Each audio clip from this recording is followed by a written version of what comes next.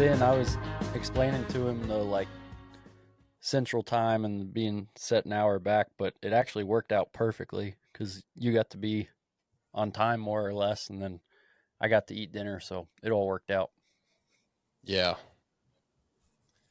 Yeah, I was telling Joe Dusty that had this horse that bumped his head on a stock trailer, and he fractured his orbital. They took 3 chunks of bone out of his head. So naturally, when I went to pick him up, he was a little shy about loading on the trailer. So it took about an extra hour and a half. Yeah, dadgummit. Well, Yeah. I just misread the text. I just saw 7, and I don't know, for some reason I think everybody operates on Texas time, I guess. Yeah. Oh, That's that's very quite all Texan right. of you. That kind of worked out for your day anyway, right? Because Yes, you sir. probably It use really every was. bit of daylight you can, I would imagine. That's right. It worked out perfect. But is that Yeah. horse gonna be okay though? Yeah, I think so. He's kind of a grade quarter horse, tough little son of a buck. And so I think most horses, if that happened to them, they would have a sinus infection and they'd be walking around with their head sideways. And Yeah. he's already looking all right. It's only been 2.5 days, and I think he'll make a full recovery. But yeah, it's wild. Something else. I haven't seen that before. It was right above the eye, and it was kind of a hard edge, and it gave him a good hit. Yeah. You can wave at him over and you can get him to turn around now, won't you? Yeah, well, I'll charge that client a little extra for that. Yeah. This one's got power steering now. Yeah. Oh, you Cool. bet. No, he's just kind of stubborn, really. And so the vet, her husband's kind of a horse trainer. And so I said goodbye to the vet, and I said, hey, Payton, I might need a hand loading this thing. So he's back there with the flag, and that horse was feeling all right enough to kick at him 3 or 4 times. So, and then he finally, you saw him finally change his mind and just walked on like a gentleman. Yeah. But he wasn't that worried. He just didn't want to do it. Yeah. Good deal. So what have you been up to today? Yeah. No, we went and we've got 3,000 acres of irrigated farmland, and we got wheat on it right now, and we went out there and kind of shuffled some of them around and just kind of got back and went and worked a couple of horses on cattle, and then we rode our truck. We picked broncs a little earlier this year, so we already got them. So I got one of them rode, so got a little bit of stuff done. Yeah. Sounds like a full day. So what is I saw your email, and I remember you said you were at Dixon Creek. What is your title with the 4-6s? I'm the manager of the Dixon Creek division. Okay. So there's actually 3 different divisions of the ranch, and I'm the manager of one of the divisions of them. Okay. And are they all kind of like similar operations in different places, or are they different? Like, is one cow calf, one stalkers? Like, how does that all break down? Yeah, sure. So the ranch, the main headquarters is in Guthrie, Texas, and it's just cow calves. Dixon Creek we have cows and calves, but we've also run a lot of yearlings, like I said, on winter wheat, and we've also run some through the summer just on grass. The other division of the ranch is Frisco Creek, and it's just mainly for Guthrie sends all their yearlings up there when they wean, and it's a grow yard more or less up there. So, And do you have because the thing I know most about the 6s, at least prior to kind of getting ready for this interview, was with the horses, right? So do they all have all the camps have horse herds, or is the main like broodmare herd in one place? Like, how does that work? yeah, sure. No, all the mares are in Guthrie, and I was talking about we picked broncs earlier, so all the mares and stallions and everything. I mean, they're set up. There's a vet clinic. They breed them all, raise them all, and we go down there every year and pick a 2-year-old. Every cowboy, will pick 1 to 3 or 4 2-year-olds every year. And once you pick that, we call it the bronc pick. And once you pick them, well, he's in your mount, and I mean, he's yours until you decide to sell him, or I mean, he's honestly yours. You can trade him to the guy at the other camp over there, or ride him till he's 8 or 10, or sell him when he's 2. It just kind of depends on what you want to do with him. But so like at Frisco Creek and Dixon Creek, they're all geldings is all that we have here. So, and they're Gotcha. all the ranches, all like I said, you just they're the ranches, but they're you kind of you know most guys kind of take ownership of them and treat them like they're theirs. Yeah, you bet.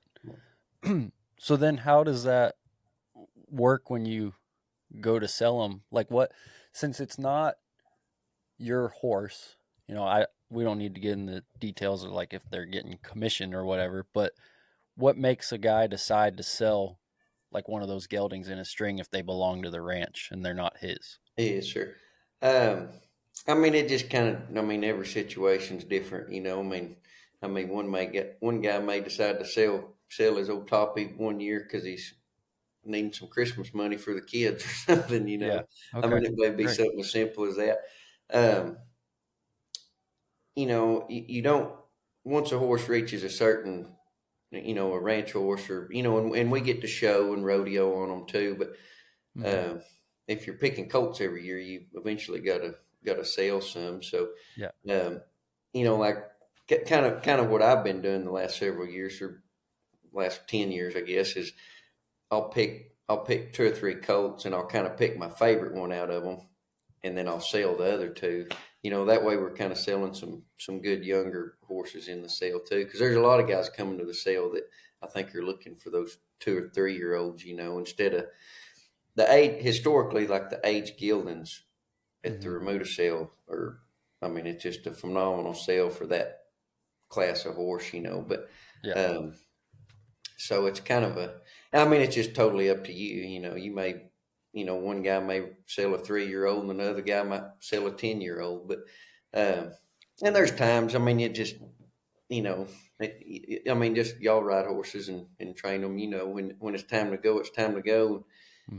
Kind of cash them in, whether they're yours or that's why I'm saying you kind of treat them like they are yours, because you ride them for a period of time, and you may, I mean, we get attached to them. We spend so much time with them. You know, I mean, there's days you're on them all day long, just you and them, and they take care of you and help you through things, and so I mean, there is that attachment deal, and you're hate to see them go, and the families get attached to them, but I think it's just like I said, you kind of know when it's time to send them on down the road and let somebody else enjoy them and start making another one. Yeah. Yeah. Well, I got to ask you because this topic, I had wanted to ask you, and now the topic came up already. Um, I'm curious if other ranches are this way as well down there in Texas, but in terms of keeping the environment, like the way you just talked about a guy having a horse there from the ranch and he could sell it, and there's a little bit of freedom there. I spent some time on a ranch up in Montana, pretty good size outfit, and they were always bringing in a lot of corporate type policies where, when you're a cowboy working on a ranch, you don't own the ranch, but you ride for the brand, you're a part of it, and it's like your home while you're there. And so you might not get paid a whole lot, but you have a horse there and you have maybe your family there and you have a house provided and it's your home. And when a ranch starts bringing in corporate policy and a bunch of rules and regulations, it doesn't really feel like your home anymore. It feels like your job. And then you feel like you feel like you live at your job. And then a lot of guys start leaving or complaining all the time. So the way that set up there, like your example with horses, for instance, where a guy gets given a horse and he can kind of ride it and do what he wants to, trade it, ride it for a while, sell it, or keep it forever. Is that pretty typical of the other ranches around there? Or would you say the Sixes Ranch puts an extra amount of emphasis on treating their employees that way and creating that environment where it's like you have more equity in the ranch? Yeah, sure. I mean, it's obviously going to vary from outfit to outfit, but I would probably say that most of the big, or the larger, more historic outfits in Texas are that way. Now they may have, an age requirement where when this horse turns 10 or 12, it's time to go. I think I know some of them may have something like that, but as a whole, I think most of the, like I said, the kind of the big outfit ranches down here that way, you kind of have the freedom to kind of treat them like they're yours, and you're right. I mean, when you give guys that freedom, I mean, it's in my opinion, they'll go to the end of the world for you, you know. He's talking about turning it into a job instead of a uh, something you enjoy or your lifestyle, you know. But there's a guy that works here named Boots O'Neill. I'm sure y'all have heard of him. But one of the things he always says is, if you enjoy what you do, you never have to work a day in your life. And there's a lot of truth in that. He was born in 32, so y'all do the math on how old he is. And I mean, he still looks.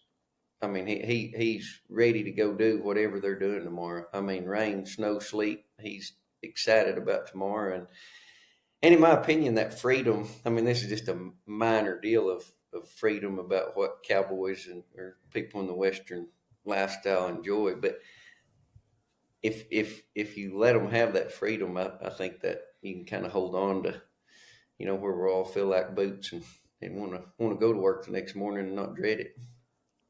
Yeah. Mm-hmm. Yeah. So when y'all are picking those broncs, is there a hierarchy to it? Yes, I sir. assume. Yep. So the bosses pick first, and then it's the day you signed on.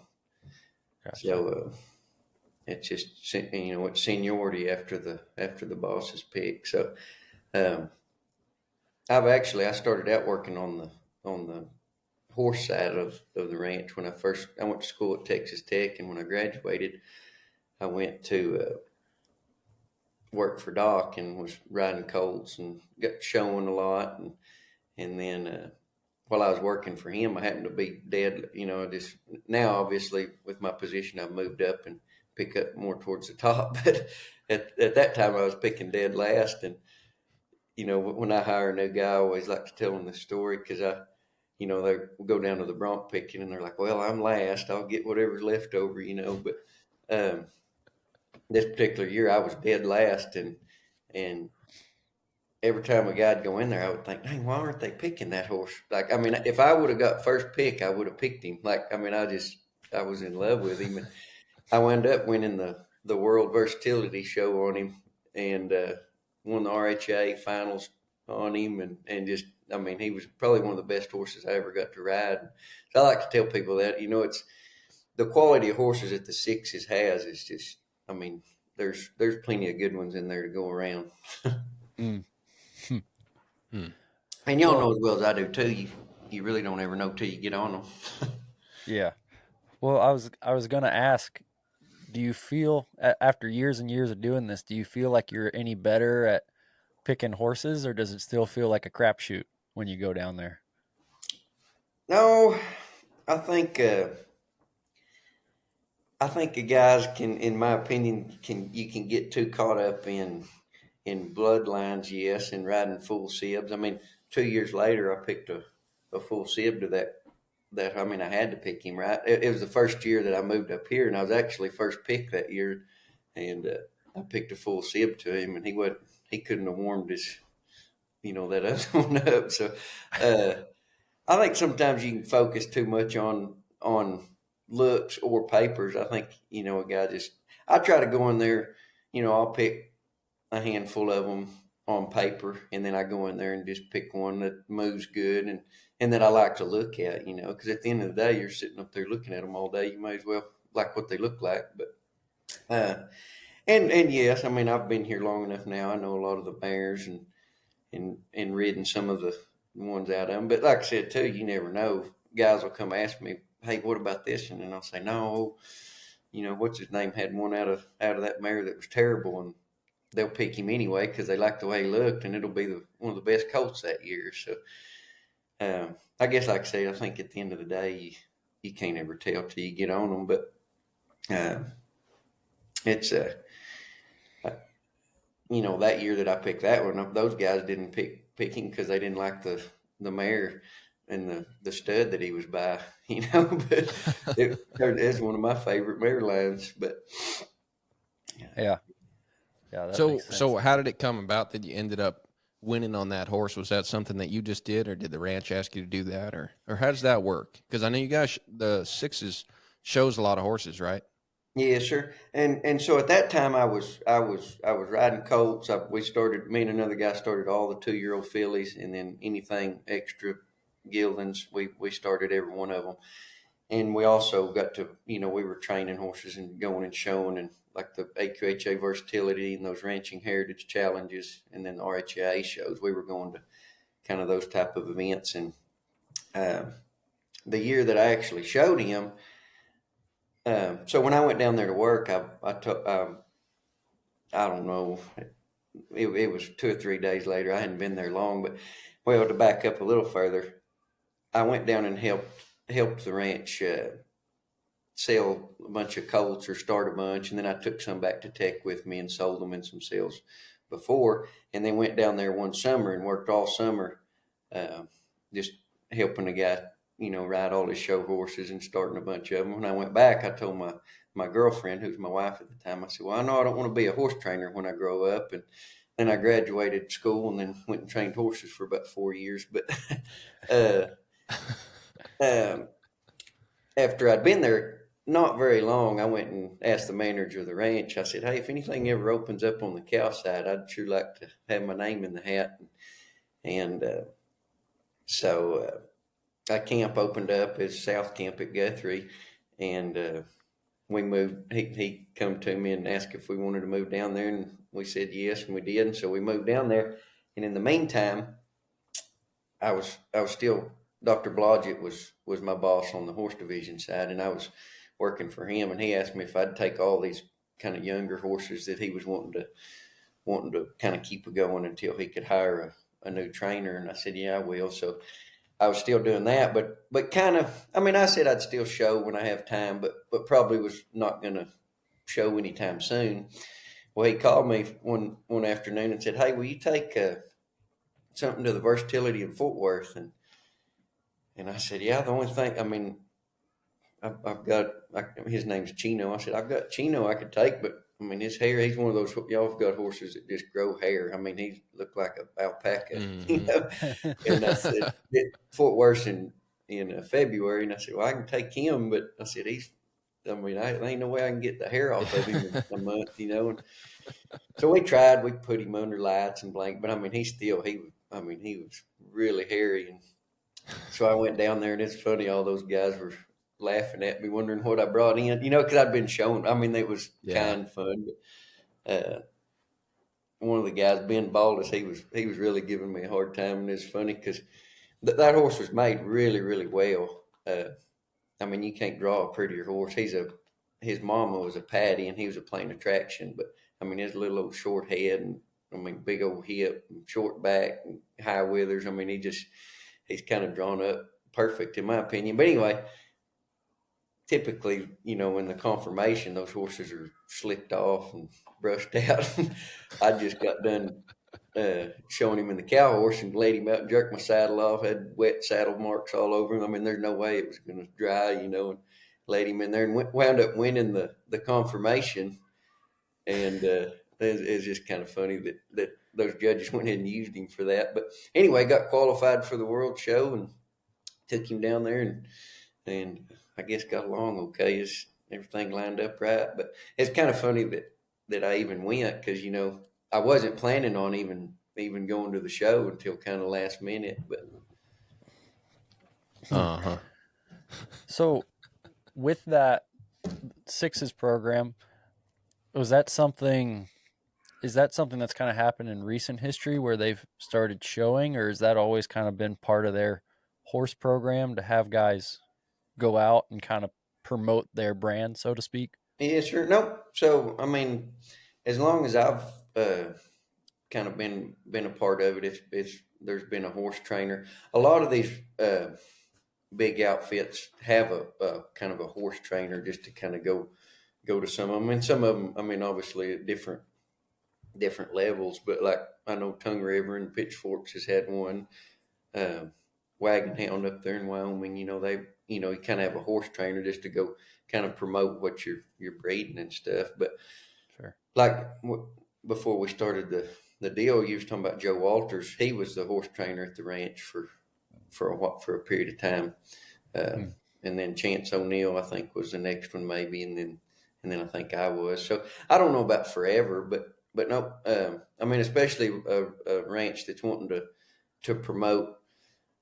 You know, I guess we're raising horses to use and to work off of, but the sixes is also wanting to produce one that is quality enough to go show and compete, in the big shows. So I think Oh that's yeah. kind of the purpose of it. And, we've got studs and just wanting to get them out there so people say, oh, well, let's go breed the, Betty's a cat or whatever that we've got. Hmm. Yeah, yeah, no, it makes sense. I always find that interesting, right? Because from the business side of things, you got to think what it means to keep on a horse trainer, to be sending somebody to shows and stuff like that. Um, and obviously, a lot of ranches do it. So at some point, it probably does pay for itself in kind of the marketing that comes Mm-hmm. back to the ranch. But it is it is an interesting business decision to me because not always are you like, hey, let's get into horse showing because there's going to be a whole bunch of money involved, right? Yeah, Yeah. yeah. Uh, I mean, I agree. Maybe if you have as many horses as the Sixes has, though, it's probably cheaper to pay a horse trainer than sending them all out to somebody. Uh, Yeah, exactly. I remember, Exactly. I remember one year, me and one other guy. I just remember it because there's like a colt list that they'd hand us every year. Of these are all the fillies that y'all got to start. I remember one of the years there were 73 fillies, and me and another guy started every one of them. So I mean, go send 73 fillies to somebody and get them to start them. That's Yeah. not going to be cheap either. Yeah. Oh, yeah, totally. Totally makes sense. Yeah, When, the bigger it gets, the more sense it makes, right? yeah, sure, yeah. But I mean, like I said, it's just a way to, and as the horse trainer on the ranch, you're also gonna have other responsibilities. Like we help brand and wean, and uh, Mhm. just another part of the workforce. It's not. There's times. I mean, in whatever you're doing, whether you're a horse trainer or a cowboy, there's times you're fighting fire or helping Yeah, do something that wasn't, quote unquote, part of the job title. yeah, Yeah. for So, sure.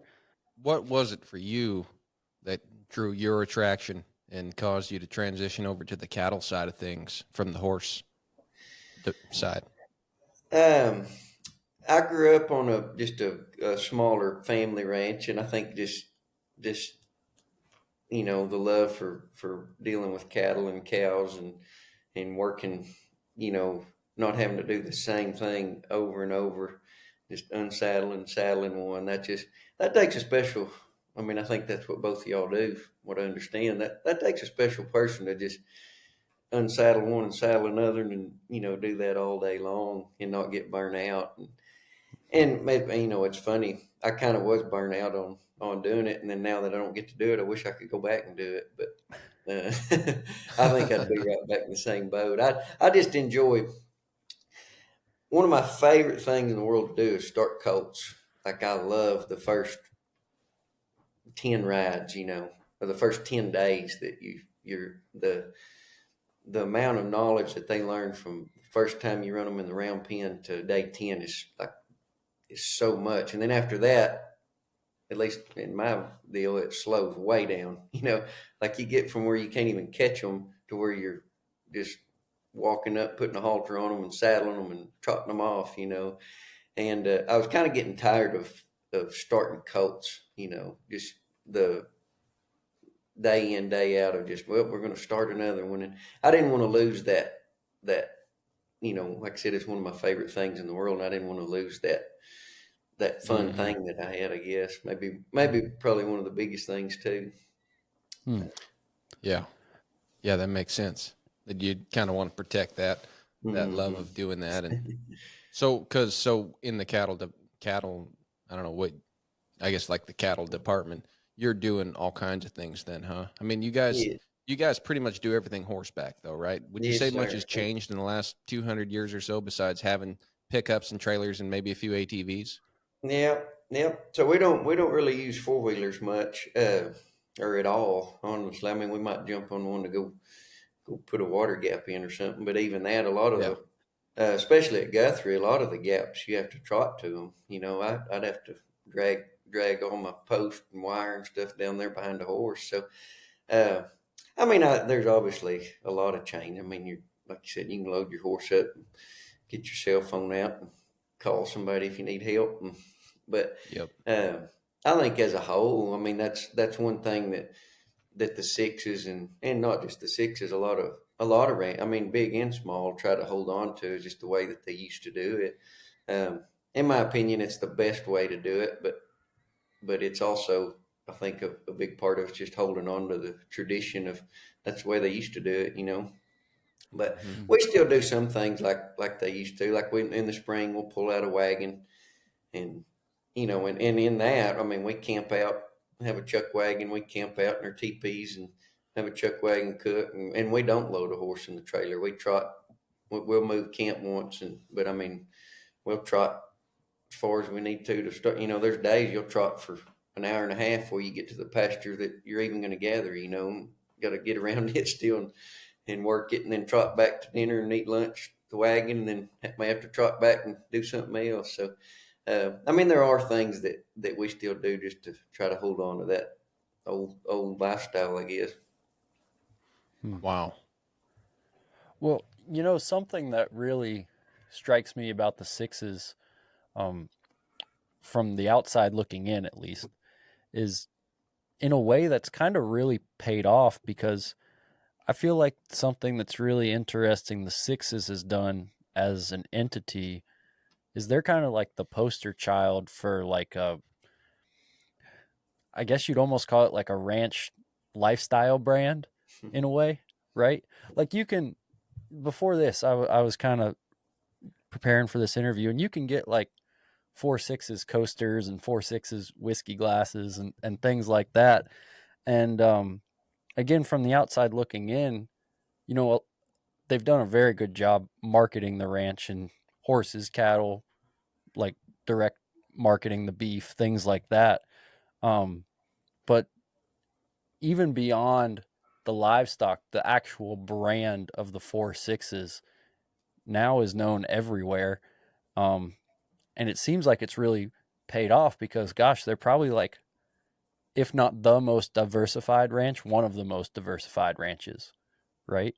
And I don't think you could have done that if they hadn't held on to that tradition Hmm. because that is the appeal to a lot of people from the outside looking in my opinion. Yeah, sure. Yep, I agree. And um, you know, Taylor Sheridan, he has helped that tremendously. Just the marketing and the getting the. So to agree with you on the brand, I mean the sixes, and not just I'm probably biased on this, but I mean the sixes hire good cowboys, good people, good families, and and that's part of the brand, you know. And that's one of the things Taylor says when he talks about the ranch is that he knew that going into it, and he wants to hold on to that. But he added another layer to that, the audience that he has and can broadcast, hey, look at this brand, you know. I mean, that has helped a lot, just the way he can market it, the beef, the coasters, the whiskey glasses, like you said, the t-shirts and caps. I mean, that, so there's always been a supply house at Guthrie, but since he's kind of took over, it's, I mean, they've had to hire more people to help ship stuff out. Oh, I'm sure. Well, So that, another, go ahead, Ben.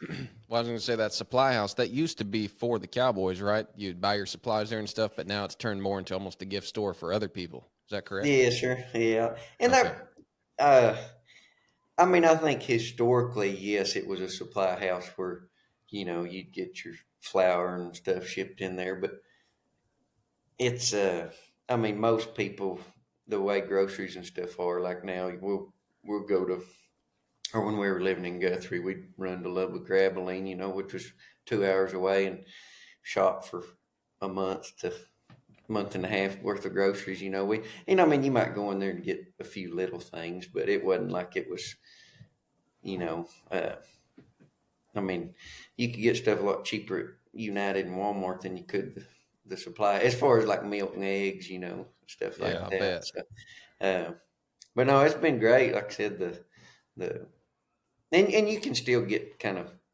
must have stuff there in case you forget the milk at the grocery store and mama's wondering where it is. You can run and grab a gallon on the way home.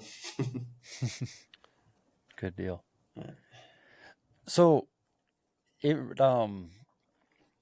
like at your place on Dixon Creek, how many families are a part of that deal? So there's 7 families that work on this division. There's 6 cowboys, myself included, and then we've got one maintainer, heavy equipment operator. He does all our farming for us. He fixes things we tear up. We keep him pretty busy, but and in that there's 3 camps. So I mean, y'all know what a camp is. There's 2 cowboys here at headquarters with that kind of live close to where we are now, but then there's 3 camps that they live away from here, and the area, the land around, you know, that way they don't have to drive as far. They can walk out the front door and they're at work, you know. Yeah. So, as someone who has kind of lived this lifestyle, obviously you sound very fond of it, which is great. But I think something that affects a lot of ranchers and horse trainers and maybe a lot of people in agriculture in general is it's really a double-edged sword being able to walk outside and be at work, isn't it? Oh yeah, no, it's I mean, my saddle house right now is further away from me than it's ever been in my whole life, and it's maybe 300 yards, you know. But it's pretty cool when you can just walk out there and, I mean, you see all these horse trainers and people that enjoy what they do. They build the arena in their house right beside it, you know. Mm. And that's no different here. But yeah, you're right. It's pretty cool not having to, you know, the worst thing for any of us, we go to a horse show or a rodeo or something at Fort Worth or Houston or somewhere, and the traffic, you know, I mean, that's such a foreign thing in our day to day.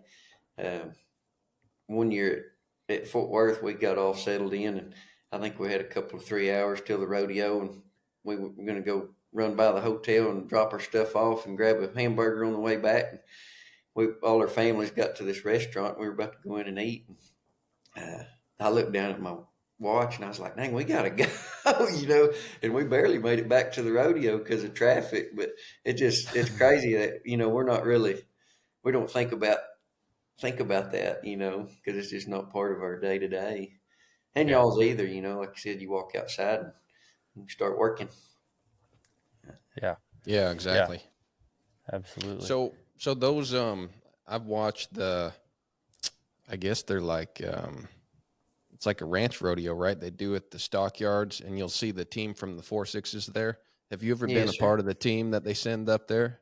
I we've so the ranch, you know, there's, you know, 6 or 7 cowboys at Guthrie as well, and then 3 up at Frisco Creek. So we've got 2 different teams. So Dixon Creek has a ranch rodeo team, Okay.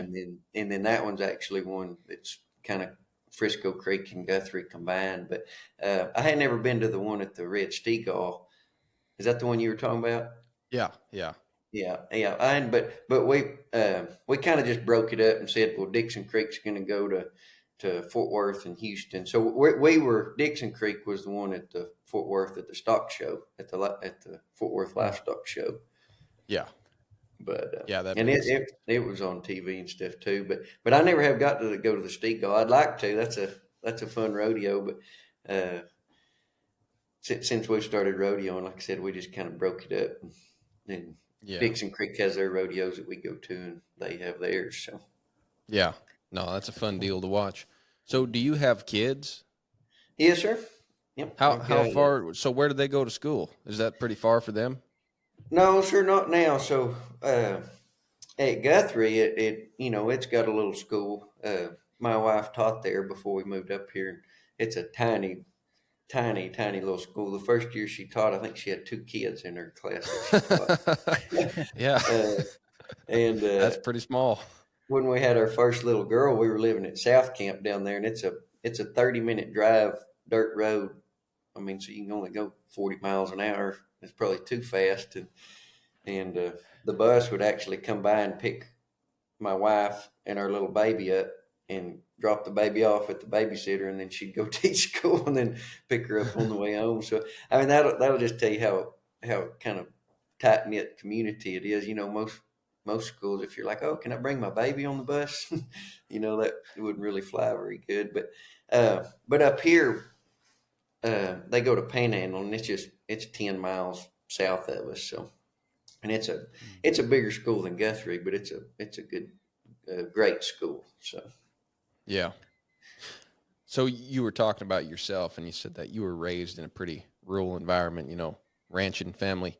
How early did you have your sights set on getting a job on a big ranch? And when did you narrow it down to working for the 4.6s?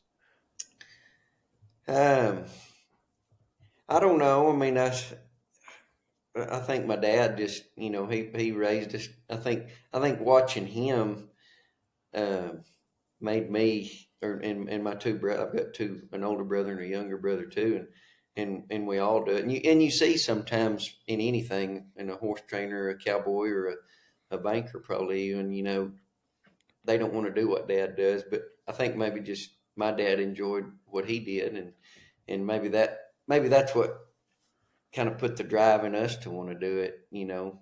And there's a fine line. I mean, you can burn some. You know, I've seen kids get burned out on it because they have to do it, you know. But um, I don't know. I mean, when I graduated high school, uh, mom and dad they kind of wanted to make sure that I went to college, and after that it was just kind of whatever we wanted to do. And as far as working for the sixes, I think it's just, you know, God had a plan, and I think He wanted to put me here because I don't know that I ever thought I want to go work and be a 4.6s cowboy. It just kind of, you know, I was on the ranch horse team there at Tech, and that's what got me a job in the summers, and you know, riding Colts for the sixes. And I don't know, it just kind of worked out the way it was supposed to, I guess.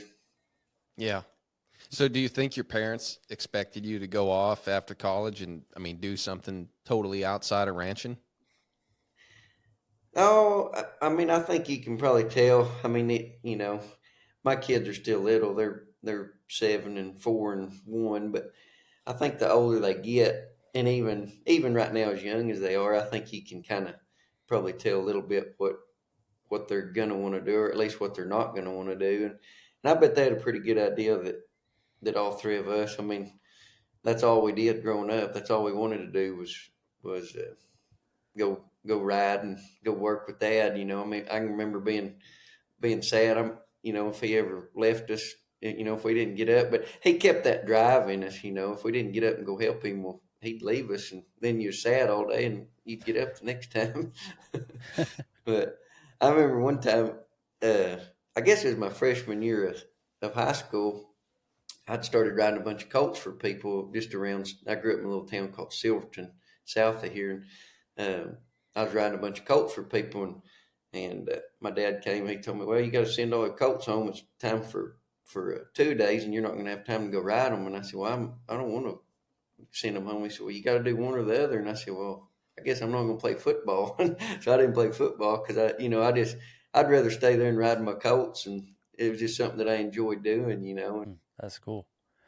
Yeah, it's funny when you're young, and looking back now, it probably didn't seem like that big a deal to make the decision one way or the other. But I'm sure your dad saw that and thought that was pretty telling. Yeah, I think he did.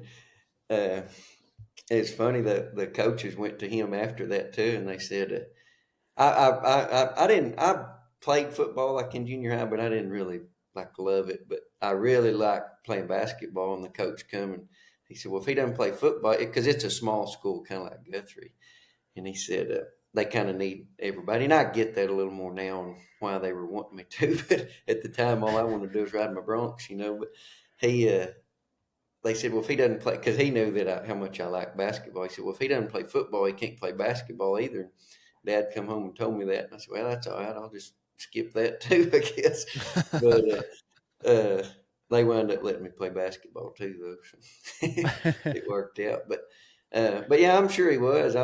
And like you were asking at what point did they think that's what we'd want to do? I don't think there's any doubt in their mind. Just things like that happened. And my two older brothers. My older brother's doing what he's just running his own cows now, but he worked for the Bell Ranch in New Mexico and was the assistant manager of that for a long time. So, I mean, he worked for a huge outfit. And my little brother was the wagon boss at the Sixes for a while. And now he's just riding Colts and day working too. But he, I bet they knew we'd go do something like that. Mm-hmm. Yeah. Yeah. That's cool. That's pretty funny. You'd mentioned, going to Texas Tech a couple times. I'm pretty sure at some point I saw a story about you and a guy having to go rope something like in downtown Lubbock or something like that. Was that you? No, sure, that was my little brother.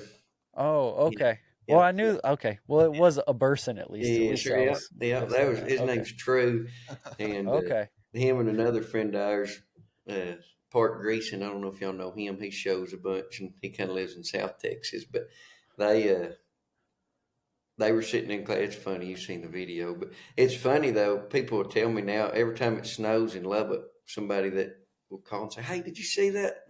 Their cow got out in Lubbock." And I'm like, "No, that was 10 years ago." And they're like, "No, it just happened." I'm like, "No, it was my brother, and it was a long time ago." Yeah. But, That's fine. Cool. So did y'all all go to Texas Tech then? I guess that's probably the closest big school anyway. yeah, sure, yep. But all three of us went there. My oldest brother it's called the Texas Tech Ranch Horse Team. I don't know if y'all have heard of that, but he became a really, really dear friend of mine. His name was Chris Wilson. He was a professor there, and he just had this dream of having a ranch horse team and taking them to horse shows. And it's basically a rodeo team, but going to like RHA shows or the Stock Horse of Texas shows, and so he created this team, and then eventually other schools did it, and now there's college national championships and everything that you go compete in them. But my older brother did that and really enjoyed it, and I just watching him, I thought, man, that'd be cool. And so we all three wound up going and getting to be a part of it. So Okay. Cool. That's so because when I was applying to college and everything, I looked at some schools that had ranch horse teams. So that whole deal you're saying originated at Texas Tech and then yes, kind of sir. spread to other You know, schools. my I think my older brother was on the second team that Okay. Tech had, and at that time, I mean, they were the only one. There wasn't another team, so they would just go compete. It was just kind of an avenue for a kid that did because we didn't grow up showing. I didn't know what a lead change or anything. I mean, we rode, and just worked off of them, and Mm-hmm. I think it was just a kind of a road for a guy like me. That was Chris's dream, was to take an old ranch kid that knew how to ride but didn't necessarily know the show world and be able to go show your horse at these shows. But originally there wasn't another collegiate team, so they just go show against the other people at whatever show it was, and eventually when those other schools started kind of saying, "Man, that's cool that y'all got one. We ought to start one." And like I said, now they have it's just it's a pretty big deal. Y'all, I think they mainly showing like the AQHA versatility and then like the Stock Horse of Texas stuff. Now I think is what they're Okay. doing, but yeah, Great. it's pretty cool. I mean, it definitely being a part of that team got me where I am today. And Chris, like I said, my dad taught me, how to start colts and how to ride and and how to, you know, work off of a horse. And my dad always rode good horses. I mean, he'd go, I mean, trade around and get this one or that one, and they all weren't always good. But I mean, we made each, he kind of taught me how to ride each horse for what he was. But like I said, I didn't know what a lead change or anything was. When I went up there and tried out, I took a little 3-year-old horse up there that didn't know anything, and Chris letting me be a part of that team probably got me where I am today. So I'm very thankful for it. Yeah. Yeah. Cause that's like a whole different skill set, right? Between being a horseman and being a showman. Yes, Cause sir. I know a lot of guys who, are really, really handy. And not that they couldn't do it if they applied themselves, but right now, just not having that skill set, they probably wouldn't be worth a whole lot at a horse show because it is a different deal. Yes, sir. Yeah, 100%. Yeah. Did Was that something that that you kind of developed easily? Like, did you take to showing, or did you have to struggle with it? How'd that go for you? Yeah, I mean, I don't know. I think the tryouts. I probably shouldn't have made the team. I I was I was kind of just trying to learn. Of course, my horse didn't know what it was either. But my older brother, we worked on the pattern, and you got to lope in the left lead first. Well, I loped off and in the right lead, supposed to be the left, and loped a full circle, and finally got him in the left one. Well, in my mind, you're supposed to lope 2 circles in the left lead. So then I loped 2 circles, and when I got done, that guy that was just, he said, "Why'd you went 3 circles left at just 2?" And I said, "Well, only 2 of them were in the left." uh, uh, but by the end of the year, so I was in the. Are you familiar with the shot shows at all? Like No, the way sir. they kind of structure them, like I think they have or I don't know if they're the same now. I hadn't been in several years, but there was like a novice, and then a Okay. limited non-pro, and then a non-pro. And by the end of the first year, I won the year-end novice. Uh, Okay. not the collegiate part, like the out of the whole deal. So Like the whole it deal. it Yeah. was something. But I mean, I had a really really good. That horse turns out was. I mean, he just took to the trail, and there's like a ranch riding class, kind of a pleasure type deal, and then a reining, and then a cow horse. And I mean, Mhm. he moved so good, and I mean, I'll give all the, I guess first of all, the glory to God for letting me have all the success I did on him, but then just to that horse, and then to Chris Wilson, just uh, teaching me everything. Because like I said, I didn't have a Yeah. clue about it, but Yeah. uh, That's awesome. that Well, horse it just does. that horse I sold him to a guy. I think the second year I wound up winning they it's kind of structured where it bumps you up the next Sure. year Yeah. after you win the novice. You can't show in the novice anymore. Well, the next year I won the limited, and then the next year I won the uh, non-pro, and then I sold him to a guy that was kind of wanting to start showing. And I don't quote me on this, but I think he won the novice the first year he showed him. So I mean, it was just a accept. I mean, he's one of the everybody says you get one great one, and Hmm. or 1 or 2 good ones, and that was definitely one of mine. Him and Chino, the plain attraction that I Yeah. showed. But uh, That's great. Yeah. That that's awesome. Yeah. It sounds, know, like you said, it sounds like God had a plan, but that having all that line up just so right for someone to give you the opportunity, and then when you do have the opportunity, having the horse that has the mind and the ability to take you mm, from there. So, but I'm sure there was a lot of long days that led up to that success too. So, oh yeah, yeah. yeah, cool, Well, one of cool. the Well, I wanted to ask you too. hey I know Joe, you real said you're up quick. in the Panhandle, and as part of the reason Yeah, you we can't hear kind of me. drug our feet pushing you to get on here. Really, I guess did y'all have to deal with those fires up in the Panhandle? Yes, sir. Yeah, Yeah. we actually but had two different fires going on the ranch. They were Okay. the Windy Deuce was one that kind of came on the west side of the ranch, and then that Smokehouse Creek one that was the Million Acre Plus fire when that one was on our east side. So we Mm. was fighting both of them at the same time. Daggone. So, what did uh, what did that look like in terms of? I mean, obviously you're probably fighting the fires, but um, do you sit down and kind of you know replan replan your grazing situation and all that? Like, do you start thinking about, hopefully you don't have to sell cattle, but start thinking about that maybe? I mean, without getting, you don't have to share all the specifics, but um, once it's kind of like said and done, how much did you kind of have to replan the year, or if Yeah. at all? Um, so we shipped. We run a. We kind of touched on it earlier, but we run a lot of yearlings in the summer up here just on grass. So we have some traps and some smaller pastures and stuff that don't have cattle in them right now because we hadn't got. We'll get yearlings in April, May, and Mm-hmm.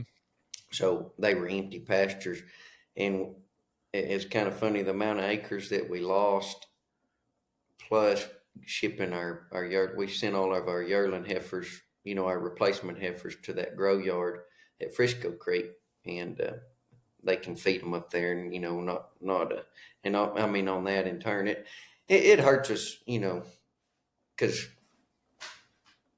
they won't be able to run as many yearlings now because they've got Sure. our replacement heifers and us as well, but it's kind of neat too, the amount of acres plus the country that those heifers were on added up to about the amount of acres that we lost.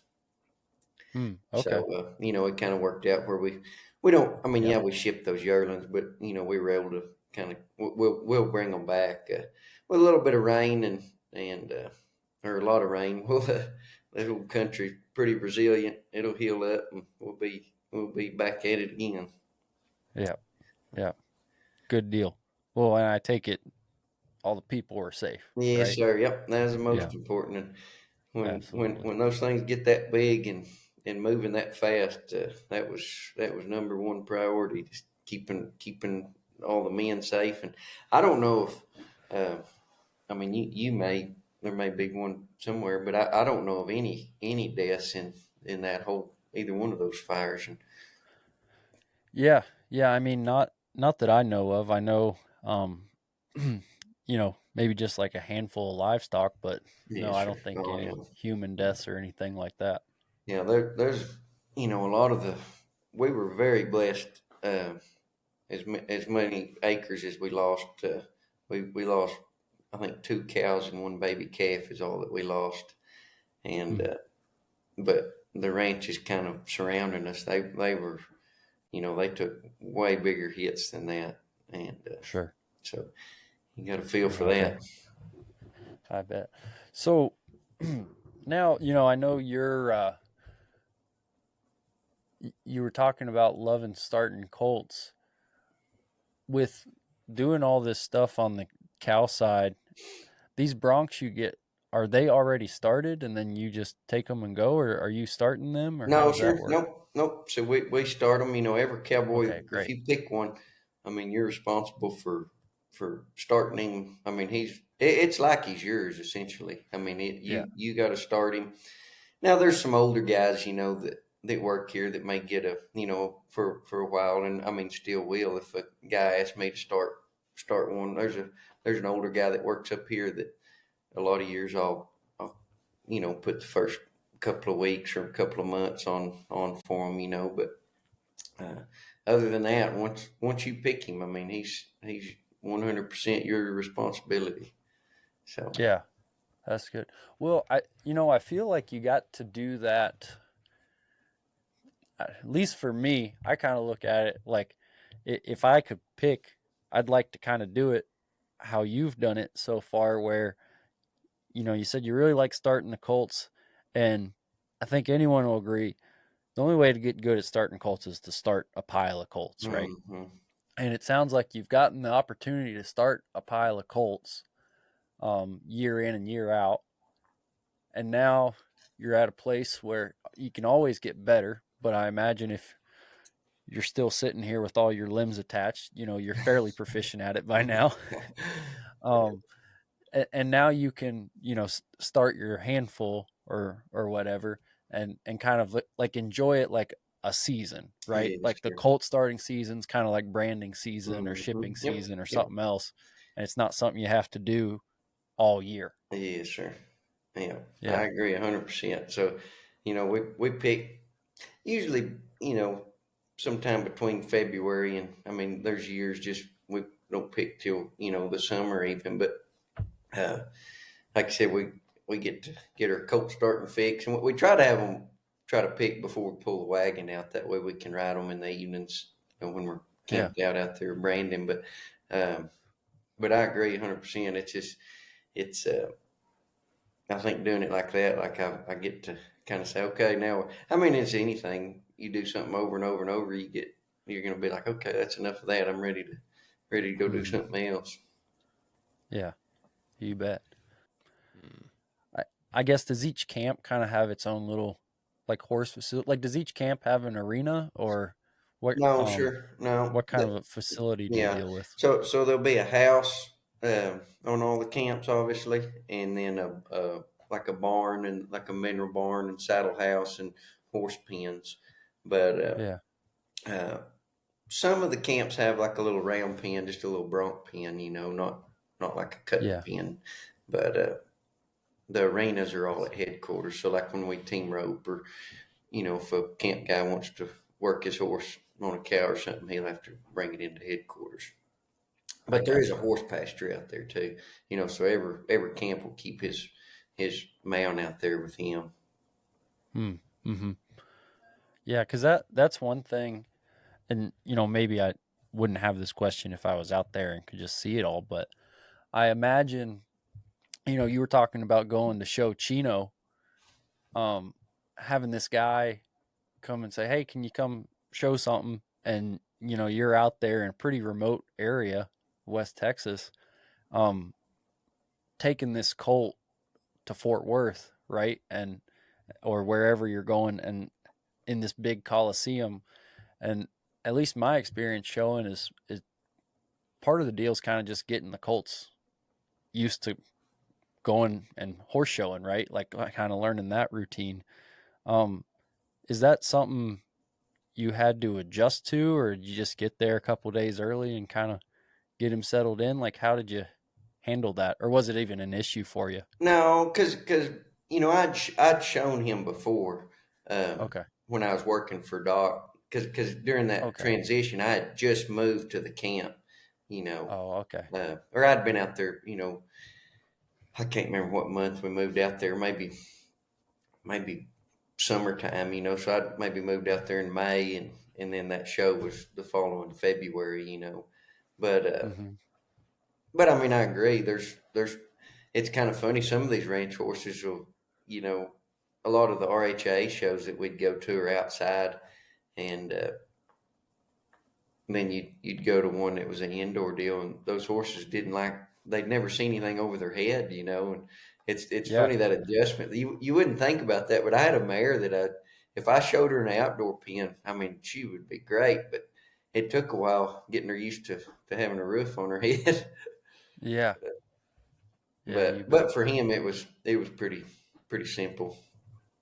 Like I Okay. said, he was a great horse. A monkey could have trained him to do anything. He didn't want to.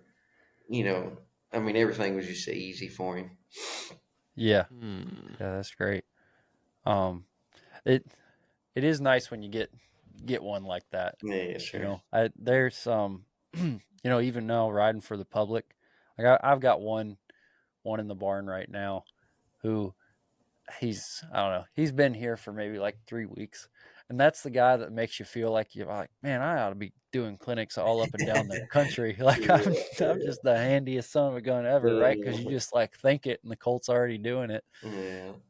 Yeah. and then you'll get one next month, and you're like, golly, I gotta go. Like, I don't know, I need to sell my saddle and buy a set of golf clubs or something. Yeah, I've been there. Yeah, Uh, yeah, exactly. Um, well, then the other thing, you were talking about the rodeos. Do you guys go and practice for those like before you head out there, or is it just one of those things you work together all the time so you can go do the rodeo and it's not a big issue? yeah, I mean, some of the events that are at it, you can't really practice for. There's a Sure. bronc riding at them, and then like a wild cow milking, but like, Hmm. I mean, we team rope or we may just do it in the round pen or something, but like all the guys enjoy roping, so I mean that's practicing, I guess, but we don't like the ranch rodeos are kind of structured. They're kind of the events are designed to be kind of what we do, other than the kind of the fan. All right, he said he lost connection and he wants us to stop. I don't think he's Whatever. in. Let's just reset. We can edit this part All right. out. Try so hard. Look at, I got to show you guys, just so Dusty can see. You go through all this. Oh, there we go. You go through all this effort to try and do a good podcast. You have all this stuff and you still can't make it work. I don't know what's going on in the world, but maybe the Lord is testing my perseverance. But anyway, when we quit recording though, you guys were talking about practicing for the ranch rodeo, which Oh, yeah. So which I thought was a you know funny concept, right? Because if it's a ranch rodeo, I mean, you exactly. literally practice every day, right? If Yeah, you're a sure. cowboy. So But I mean, like I said, we don't practice like the actual events Exactly. that we're doing, because you're right. I mean, when we're branding, that there's a branding at all the rodeos. Well, that's in the spring, that's what we do. So we get a lot of practice doing it. Um, but I mean, it's just like anything. These ranch rodeos have gotten so competitive.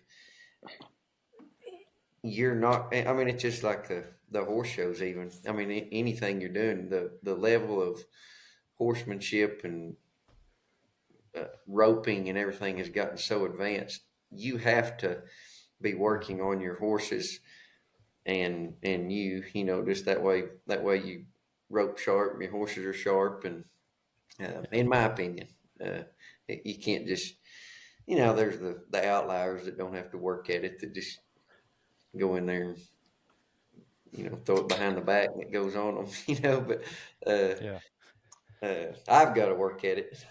I'll yeah, put it that way. Yeah. yeah. Most Or mortals you do. see some funny stuff when a guy's rope comes off or something and six guys pile on a steer and they just take Yeah, it down like a couple of linebackers. yeah, sure. Yeah. That reminds me, I was gonna so we had a neighbor that lived down the road that was getting real big into the ranch rodeos around here, and you know being pretty competitive and winning quite a few of them and stuff. Um, but they had some other guys from the next county over that we know too. And they were always kind of their main competition. Well, they'd always win the wild cow milking. And so one morning they were over there, going to the same place, but they stopped there at Hardee's to get a biscuit in the morning.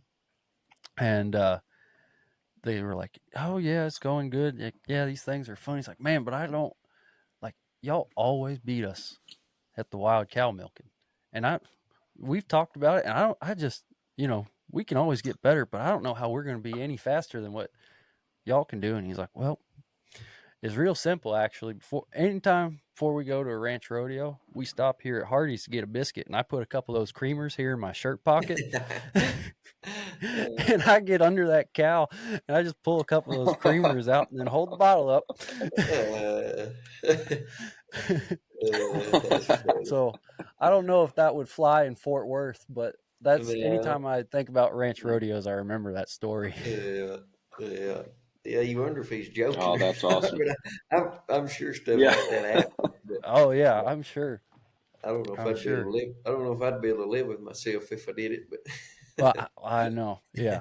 That's Hey, funny. if you're not cheating, you're not trying, right? Yeah. Tom Yeah, Brady. yeah. Yeah.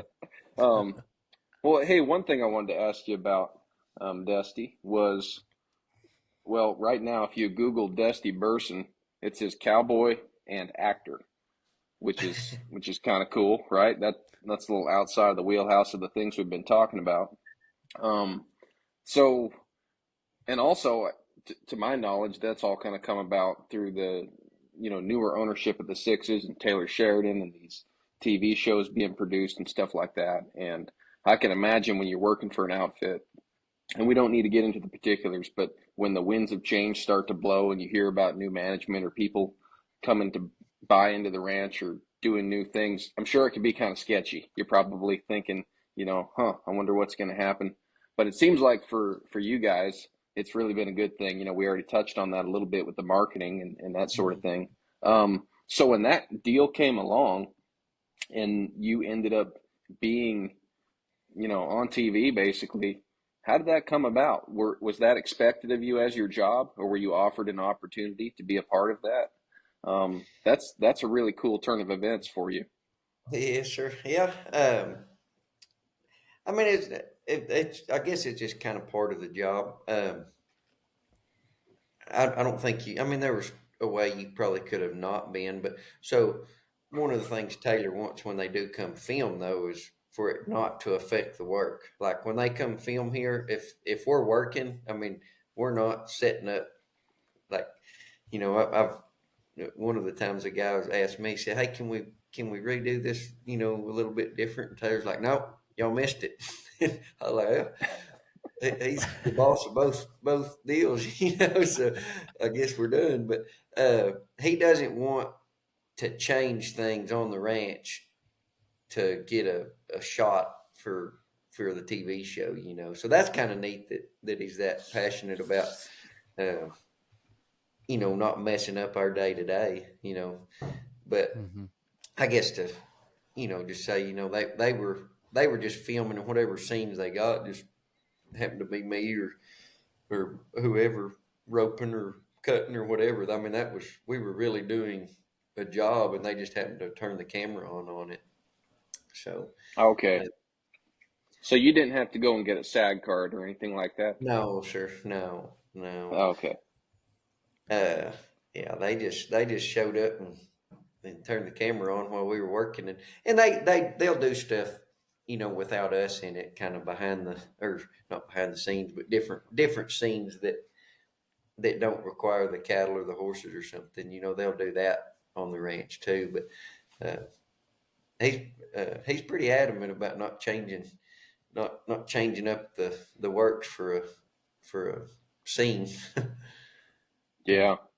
Well, I That's think people which appreciate is that. I think cool. that's why it's been a big hit with everybody, is that the Yeah. authenticity really comes Hmm. through. I mean, even if somebody doesn't know anything about the Western world, you can feel that come Yeah. through. Yeah. That's one of the coolest things to me about all of Taylor shows. Really, is he's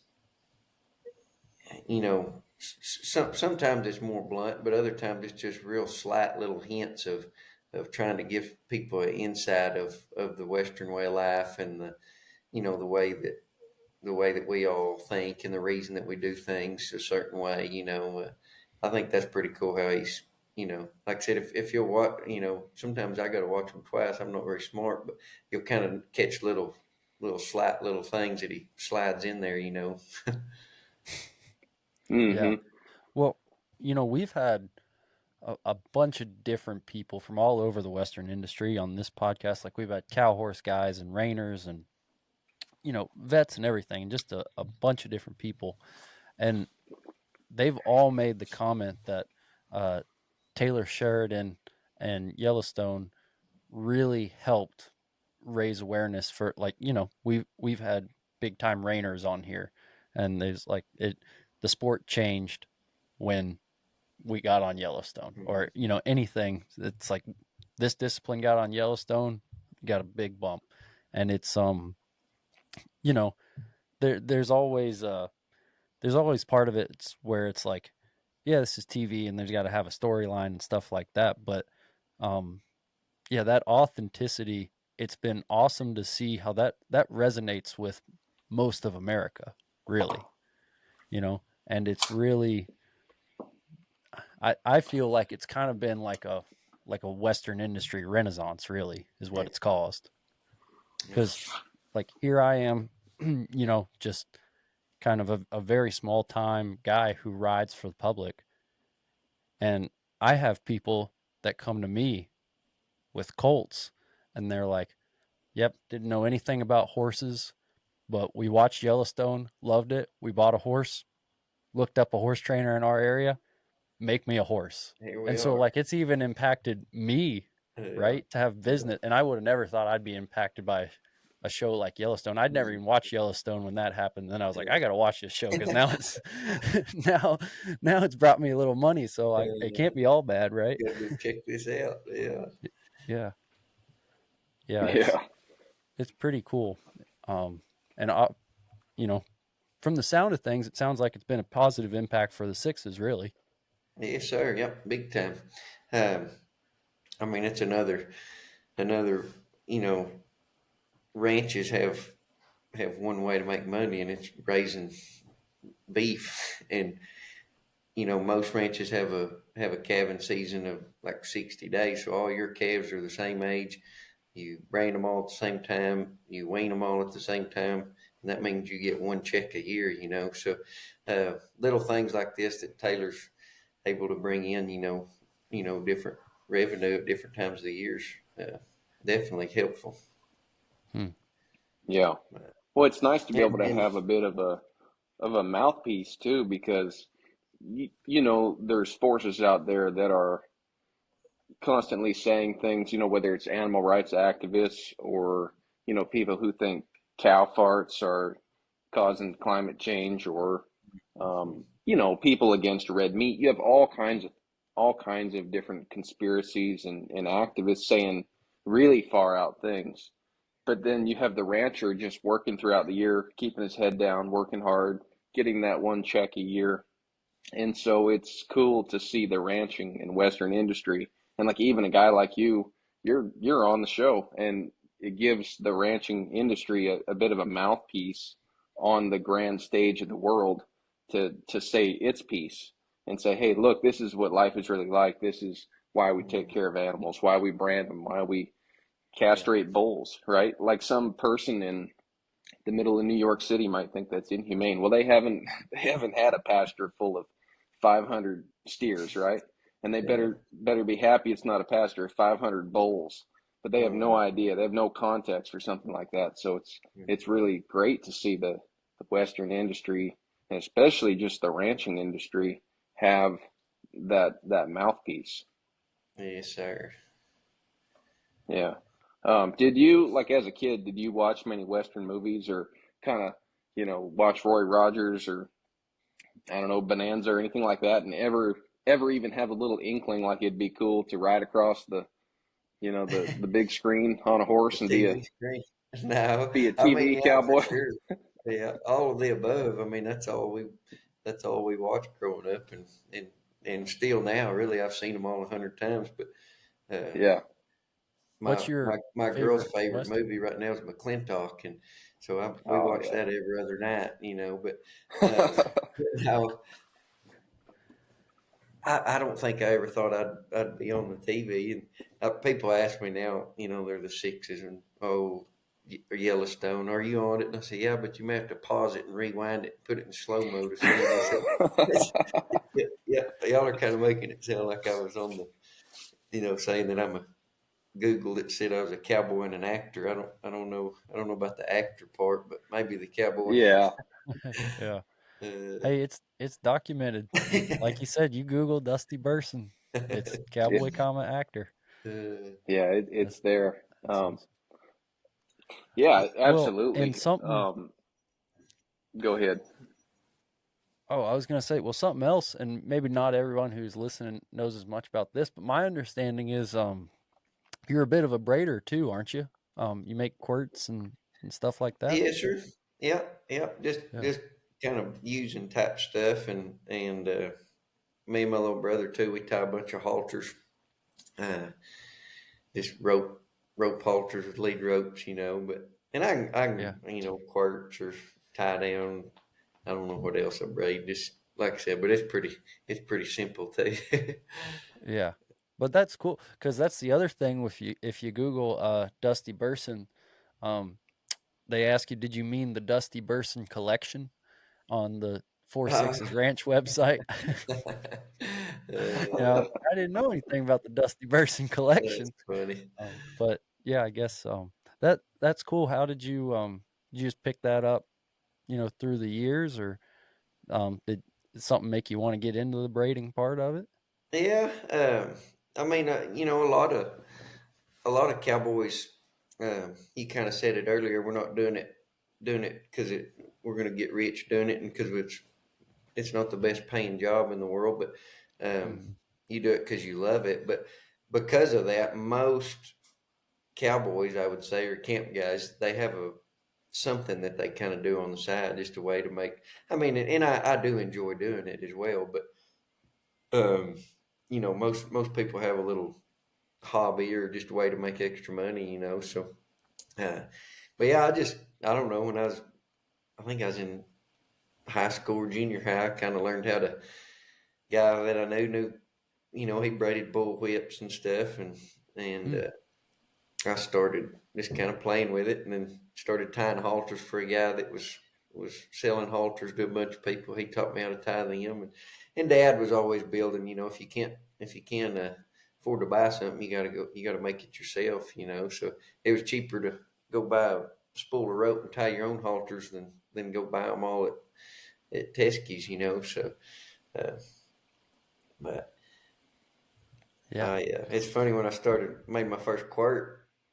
I went down to Abilene and I'd ordered a.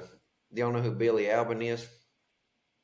No, I No. don't, sir. He's No. like a professional rawhide, and I don't do rawhide. I just do parachute cord type stuff, a lot simpler. But Okay. I ordered a Billy Albin quirt, and and he is just state of the art braider. And when I went and picked it up, I brought it home, and I'd braided other things, but I never had made a quirt. When I got home, I went to put it on my saddle. And I thought, there's no way I'm putting that on my saddle. And so I went out to the barn and made me one.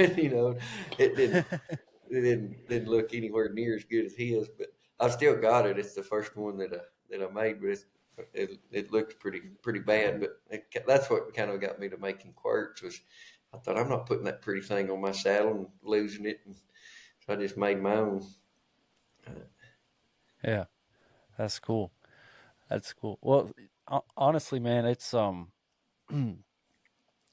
for me, I think it's so cool all the stuff you're talking about because there's a lot of people, right, who can kind of put that, they put the cowboy hat on and they talk the talk, but you're someone that I know of that if someone thinks of kind of the classic cowboy, like you said, you braid a little bit and you're on this bigger outfit and you've gotten to show some and you start Colts and you get to do the whole deal and um you sound like you are very aware of this, but man, it sounds like a really cool deal you have going on, and it's it's something that I think is really cool, and it's yeah, you seem like a cowboy's cowboy to me. I'll say that.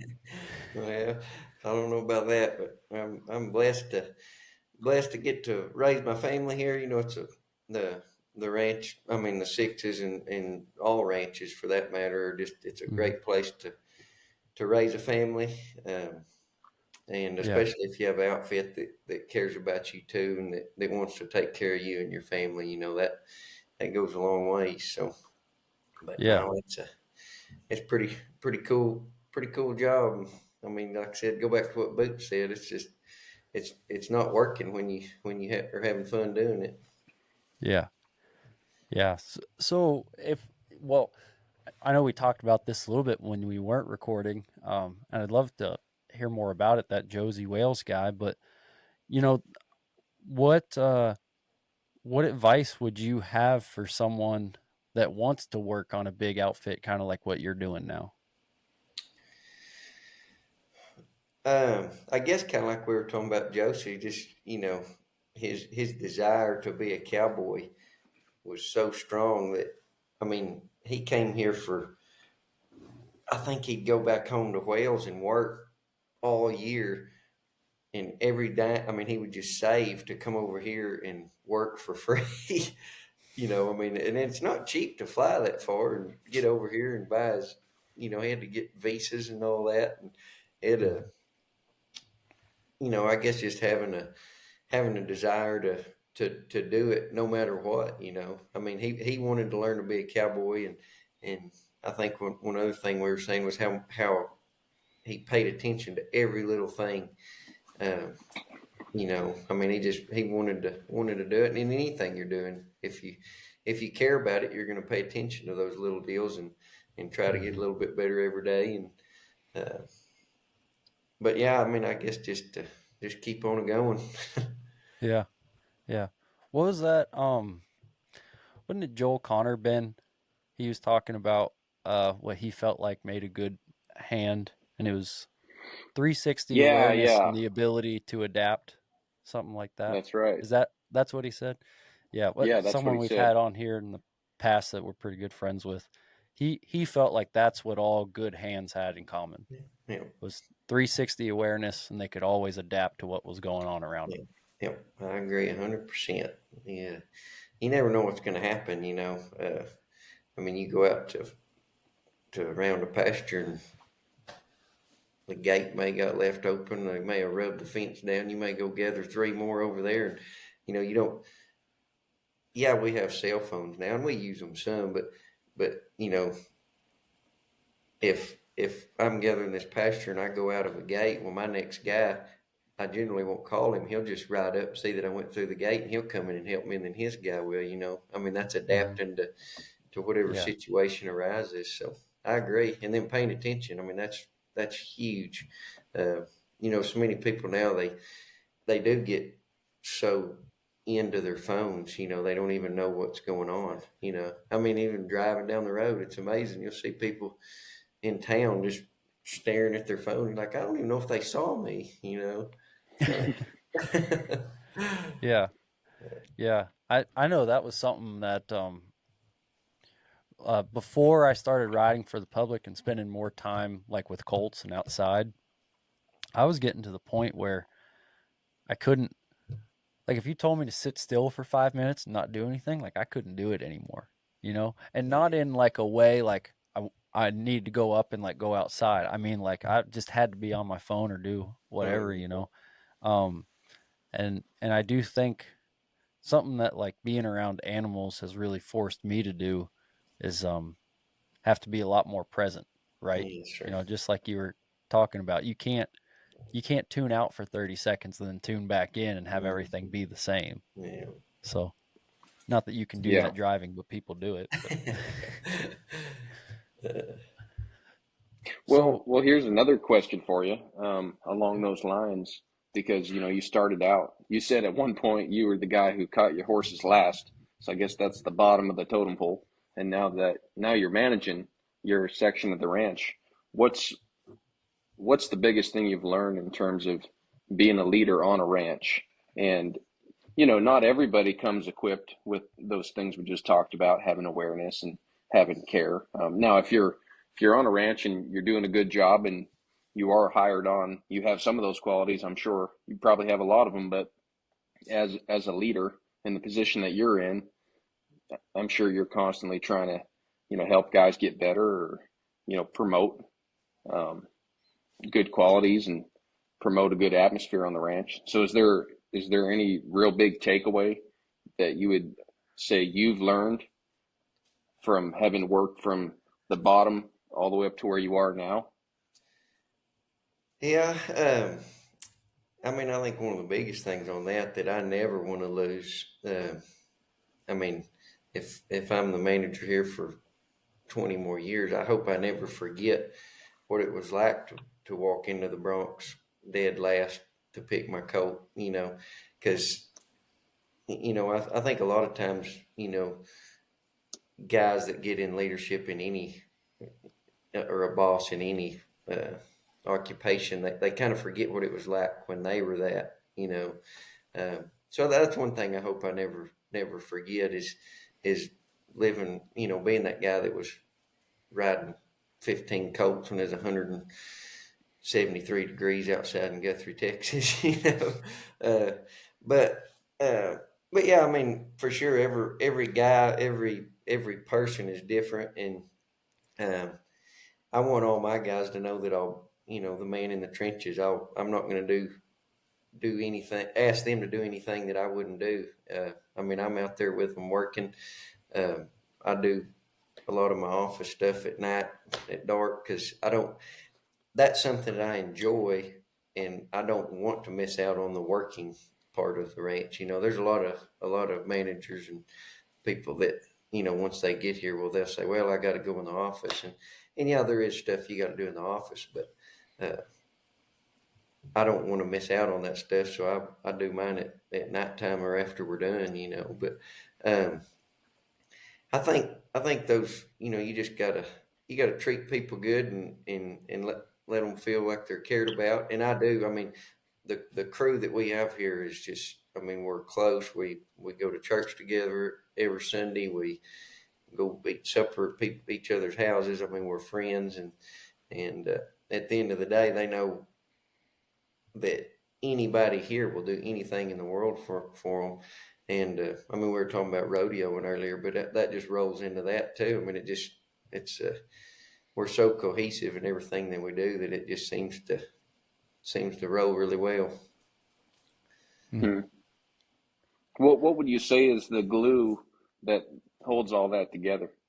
Because that's not common in society, right? And again, you're a small group of guys, and you all have a common goal and stuff. But could you put your finger on something that you think is the glue that holds that together and allows that working relationship to really, I don't know, just work so smoothly? Man, I don't know. I mean, it's getting good people together. I mean, um, you know, I know people that when they leave, they think, "Oh no, I'm not there. Who knows what's going to happen?" Like the guys I've got, I could be gone for 2 years and everything would be tended to, even if they didn't talk to me. You know, I mean, they're just. I would say that more than anything, it's just the hiring good people with you know, good families. Their wives are awesome. I mean, it's just uh, they all love Jesus. Uh, it's probably one of the biggest glue things that keeps us all together. Because, like I said, at the end of the day, they know that we all have each other's backs, whether it's at home after hours if they need something, or whether a cow's trying to run over them. Yeah. Mm-hmm. Yeah. So Yeah, that's do wonderful. you do you play a hand in the hiring then with your position now, or how does that work?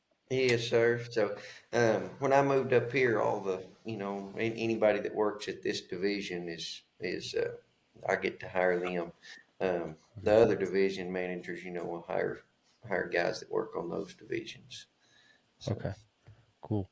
And do you try to hire guys with families to come on, or is that something you take into yeah, consideration? yeah. I mean, it's probably not a requirement, but it probably helps. You know, cowboys historically are just drifters, and you know, be somewhere. I mean, we want people to stay for a little while. I mean, there's benefits to having somebody that's here for longer than a few months and then going on to the next outfit, like, you know, cowboys Sure. historically have always done. But um, so yeah, it definitely helps having a family.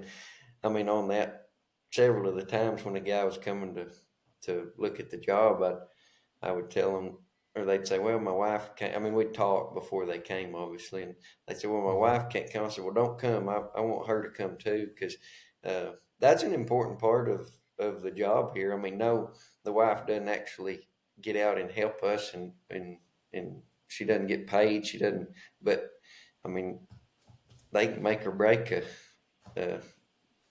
camp life, or, you know." Oh yeah, I'm sure. But Well, I it's always want them to come, just where we can meet them too, you know, and, yeah. and just see if it'll be a good fit, you know. Yeah. Yeah. Because it's kind of a unique deal, right? Where it'd be one thing if you're hiring for the warehouse in town and everyone's doing 9 to 5, but you're hiring on someone into your community, Mm-hmm.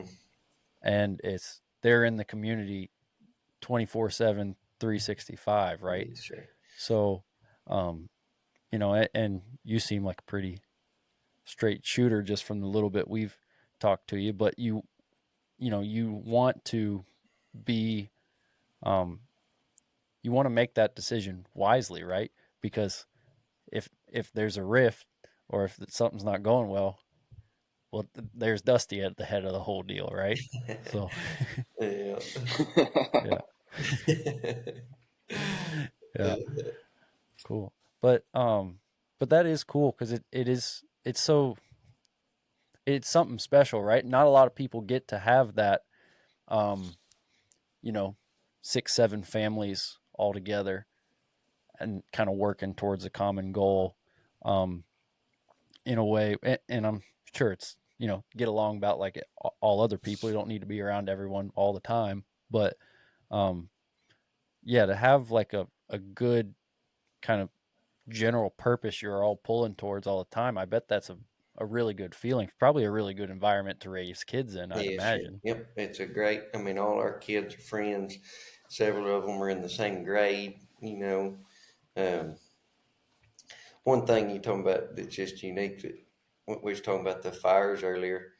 All of the uh, families, kids, wives, so all the men were out. We've actually got a fire truck, and I mean we were in a maintainer, and we were out fighting the fire, all the men, but all the families came to my house and just piled up in here, and were just waiting, and they started cooking and praying, and you know eventually sent food out to us because I mean we fought it all night, and that I was thinking about that the next morning. That's pretty unique that Mm-hmm. you know I doubt if everybody that works at Walmart, if during a natural disaster, they all run to the manager's house and hang out and pray for the men out there. Uh, Yeah. Yeah. Yeah. No, you're probably right on that one. Cool. Yeah.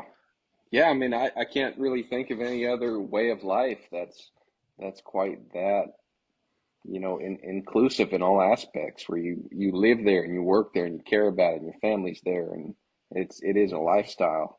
And that's why I'm sure, I mean, again, when it comes to just even the 4 6s, for instance, as we're moving into the future and you have these, big money folks investing and buying in or selling shares or whatever's going on at the top. I'm sure it can be interesting at times, but I hope that more, ranches like the 4 6s and others continue to do what they're doing because that is a pretty awesome way of life, and yeah, it'd be great to see that go on as long as possible. And that's again why it's cool that they're out there filming you guys a little bit because I know you probably don't care to be on TV or whatever, but it's great for people to see that because yes, it's real, it's something real. It's like a little taste of um, just just real life.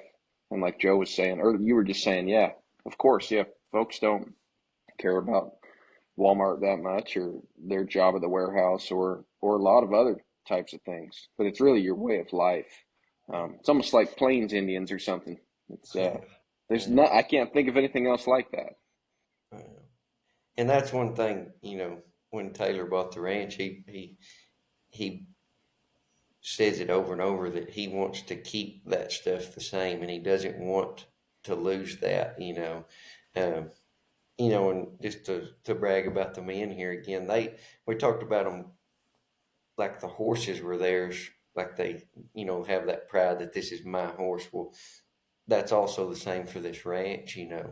If you hire people that care about stuff like that, well, they tend to it and work at it like it's theirs. And that's unique too. I mean, they're working daylight to dark some days for somebody else. And it's pretty cool working for somebody like Taylor. After that fire, he wrote all the men that worked here a really long letter, just kind of thanking them, and I thought that was pretty cool. You Mm, know that Mm-hmm. he cared that much, and it wasn't just a thanks for putting the fire out letter. I mean, it yeah, was well thought out, and uh, it's pretty cool working for somebody like that. Yeah. yeah, yeah. Um, you were talking about all your the paperwork and stuff. Since you are the manager there, was that was that a big adjustment from being the guy who's like, here's the 73 Colts, and then, but now I'm sure there's quite a lot of administrative stuff that goes on at the 4 6s, right? We just talked about like all the irons in the fire y'all have. Like, was that tough to get used to? Do you have a handle on it now? Do you get sick of looking at a computer some days? Like, Yeah, how's I that mean, go for you? there's days I do get sick of it, and especially when it's real pretty outside, and I look out the office window and I see a guy riding his broncs out there. It's but Yeah, there's days I have to stay in there and do stuff. But as a whole, like I said, I kind of do it after hours where I don't miss out on anything. But I do enjoy that part of it too. I don't yeah, know. I've always, going to school at Tech. I've always enjoyed learning and making a spreadsheet, trying to figure out a better way of doing something, or should we have done this a little different? So I do enjoy that side of it too, though. gotcha, gotcha. Um, are you, with the cattle operation, are you the one kind of orchestrating the buying and selling and the timing, or is there someone above you that kind of has their hands in all the camps, like we're Yeah, gonna sure. put Yep. this here and put this Yep. here? So Joe Leathers is the general manager, and he's the Okay, manager of the Guthrie division, and then he's actually the GM of Burnett Ranches of all divisions. So okay, I see. Gotcha. Well, that um I'm sure that's an interesting job, but I also, like you said, on days it's real pretty, probably don't envy yeah, him having to think about that many irons in the fire. yeah. So And his is obviously a lot more than I am. Like I said, I got to worry mhm. about this part, but his big picture's got everything. So Okay, he's got a lot more of that kind of stuff than I do. sure, sure. Yeah. um well so this podcast, we call it On the Move. And it kind of originated, well, it originated because we're just kind of two idiots and decided that people wanted to hear what we had to say.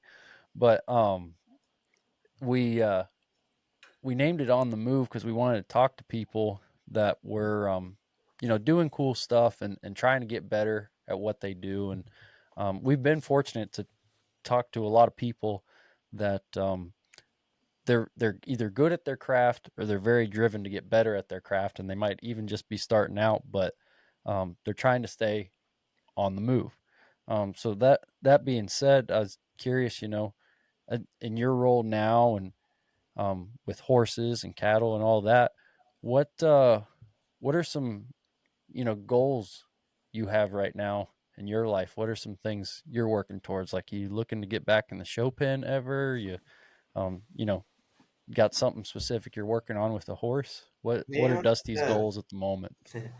Uh, I mean, right now, probably one of my biggest goals is my kids. Yeah, Trying to get them raised up and going in the right direction.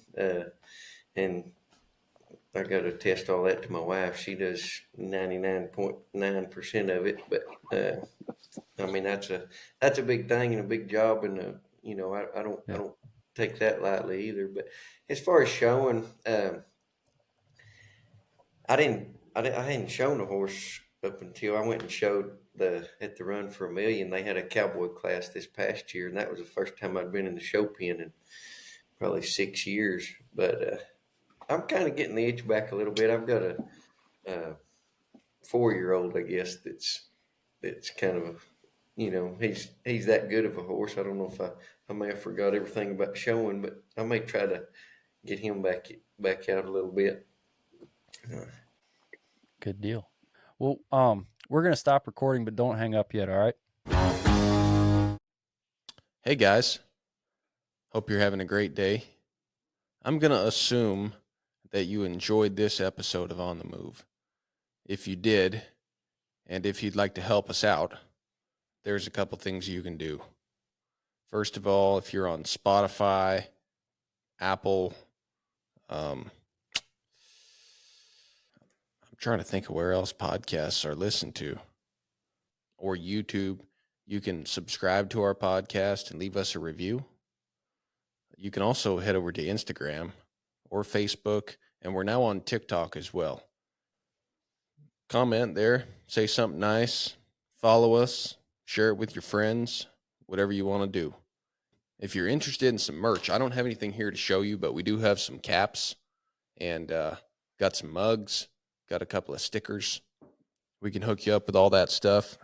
If you're interested, just reach out to us by email or on social media. And we're really thankful to have you guys all following along. Your support, it allows us to do what we do. And thank you so much. Have a great week and stay on the move.